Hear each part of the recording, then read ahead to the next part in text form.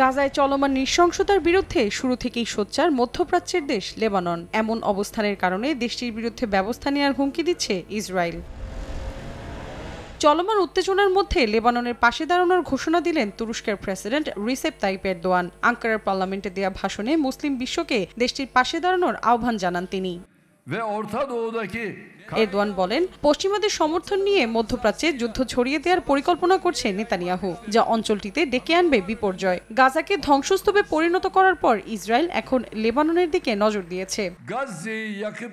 তুর্কি প্রেসিডেন্ট সতর্ক করে আরো বলেন, মুসলিম বিশ্ব ও মধ্যপ্রাচ্যের ভ্রাতৃপ্রতিম দেশগুলোকে এই রক্তাক্ত পরিকল্পনার বিরুদ্ধে অবস্থান নিতে হবে। তাই সবাইকে লেবাননের জনগণের পাশে দাঁড়ানোর আহ্বান তার। গাজায় ইসরায়েলের চলমান আগ্রাসনের বিরুদ্ধে সবচেয়ে সরব যে কয়জন নেতা রয়েছেন তাদের মধ্যে অন্যতম তুরস্কের প্রেসিডেন্ট এরদোয়ান। যুদ্ধের জেরে তেল আবিবের সঙ্গে বাণিজ্যিক সম্পর্ক স্থগিত করেছে আঙ্কারা। এখন জন্ম সনদ দিয়ে খোলো বিকাশ স্টুডেন্ট অ্যাকাউন্ট। নিজের বিকাশ নিজে কর।